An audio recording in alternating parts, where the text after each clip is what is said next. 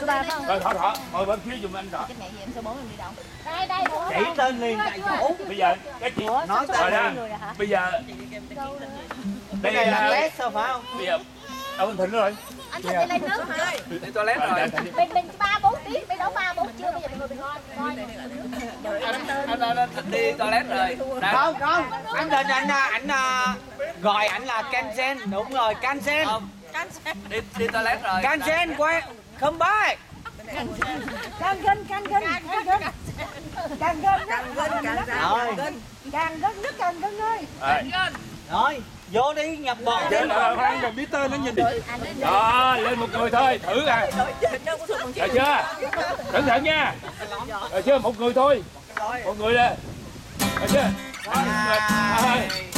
1, 2. Mày sẽ khoan. Mày anh bắn. Nó biết rồi.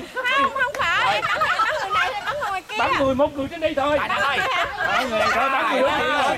Đổi. Được chưa nha? Được chưa? Thử coi. Một trận thôi. Được chưa? Được chưa? Một người thôi. Không, người. Thử thôi. Được chưa? Một người thôi nha. Chuẩn bị nha. Gian quá. 1, 2, 3. Trang.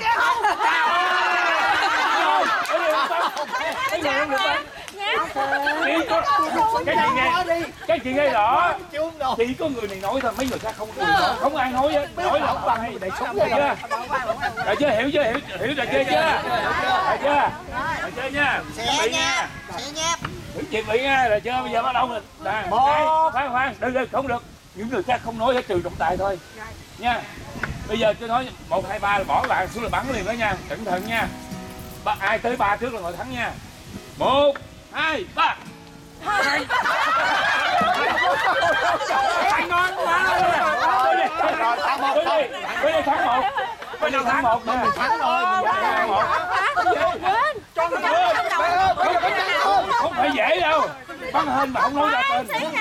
Nói là không dễ. Rồi chưa? Xí gì?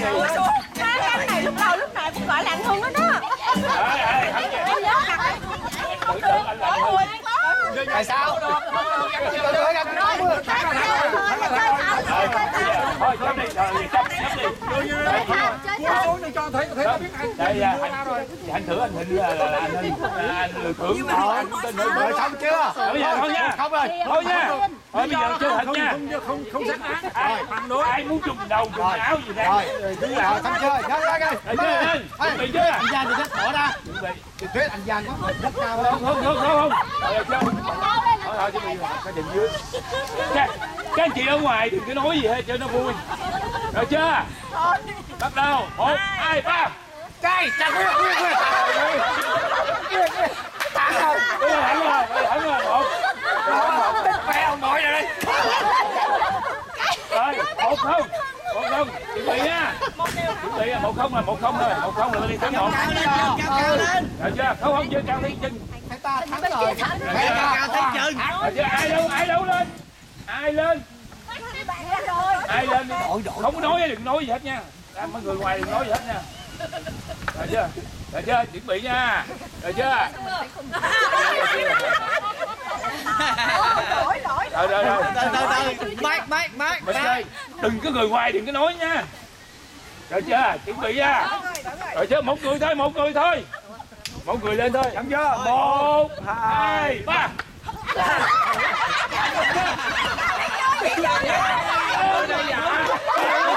Chị Thị nói anh Hưng. Ai nói không? Thử tiếp ba này anh Hưng. Nói rồi đó.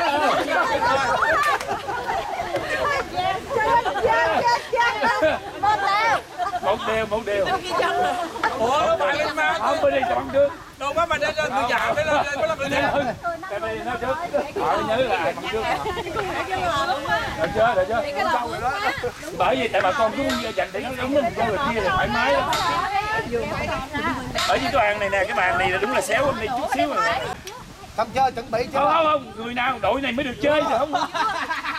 Mình chơi thì không vui. Đội nào theo đội đó, rồi đội này lên người đi. Đội bên này một người nào. Xong Một người của đội đâu. bắn gián điệp không được nha. Bắn đi, bắn đi. Không phải của đội được. Em cô nha, em cô nha. Cùng chống đội mà trong Con bé sẽ biết nói trời ơi. tự nhiên khui nó hết trơn vậy. Em bé xong Rồi chơi chuẩn bị đi. Bên đây lên mấy người lên là bắn là thua đáng chịu nha, một đường là nha. Rồi chơi chuẩn bị nha. Không chị không được lui là sao? Được chưa? 1 2 3. Chơi đi. Rồi hành thắng rồi là 2-1 nha. 2-1 rồi đó. Chuẩn bị làm lại nha. Bây giờ người lên nè. 2-1 rồi. Ai từ từ. Cảm ơn. Ai lên? Chưa nha. Chưa để trọng tài nói thôi rồi con đừng có lo. Rồi chưa? Đề nghị những người nào mà không có thì lùi về phía sau. Một người thôi. Đối diện một người thôi, không người ta bắn lộn. Một người đứng phía trên thôi. Rồi bên đây không chưa? You ready? Chuẩn bị nha. 1 2 3.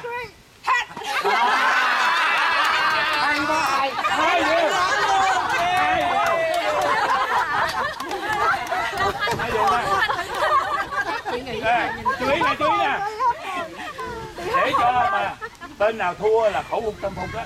Khi mà hai bên đều nhau thì bên kia phải thắng chắc ít nhất là 2 điểm. Hồi nãy tôi nói tới 3 nhưng mà nếu chia thì như 3-1 mới được ăn, còn nếu bây giờ 2 đều phải 4-2 mới được ăn. Nghe thành ra em nghĩ ăn chắc chứ không phải là ăn hên.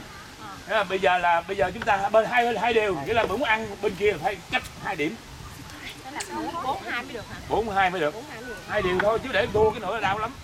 Đến 5 cũng được à. Cái này của anh nó cao quá cho nên Nếu mà thấp xuống thì là thấy trên này cái khổ gì cái mền nó có tới đây nè. Rồi chưa? Bên đi lên nè. Rồi chưa? Bên đi lên đi. Bên đi lên đi. Rồi chưa? Khoan nha. Rồi chưa? Chuẩn bị nha. Chuẩn bị nha. Để trọng tài nói. Ok. 1 2 3.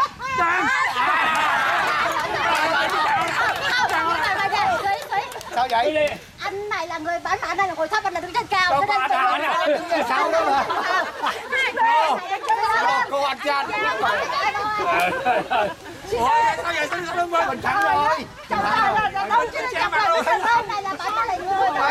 Cái đó người ta cần mình đúng, người đứng đằng sau làm sao đâu.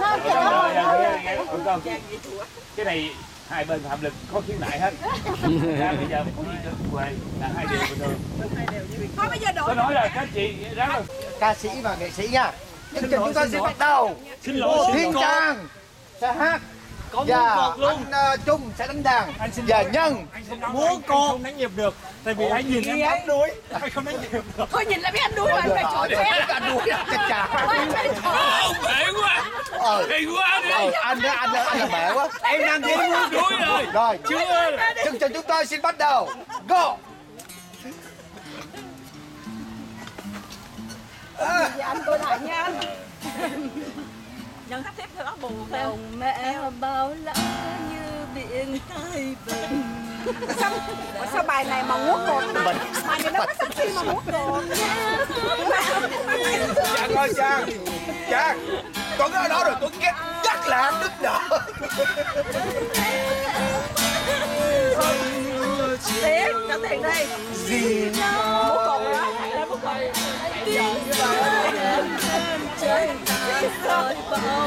Bài này có sắp xếp được. Ủa? Múa cột không đến đây múa làm gì trời? Bỏ lại bài này nha. Đúng rồi. Vô tay thế. Anh ơi thêm một cái búp bê nữa. Mẹ này là mẹ nghèo quá phải bán thân nuôi con. Bán thân nuôi con đi, bán thân nuôi con. Chưa đủ, bán thân.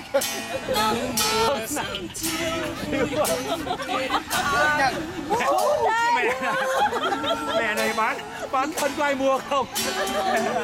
Con này gầy quá không? Gầy quá. Trời ơi vậy để hai bên. Đừng có đừng nhân vật. Anh đừng vô phải không? Anh đừng vô là đẩy lửa lắm á. Đừng có giận mặt á. Mỹ sao lấy tiền rồi.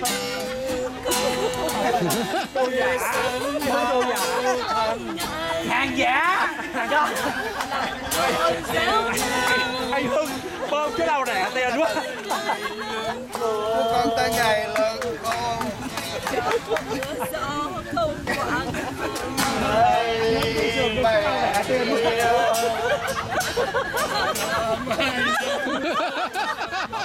bố đi con. Đây là cái bài thủy bộ Đêm sớm tới mày con hưng quá mày chẳng hưng.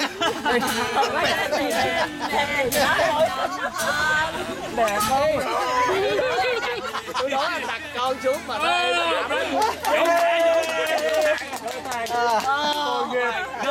Xin con nó có tập rồi tao Cho chàng vỗ tay hát không hay nhưng đều đồ dụng đâu hay. con xin nó có tập rồi tao nhiều. Nhưng bạn này muốn cột rồi mày hát bài MC. Đâu mai này hát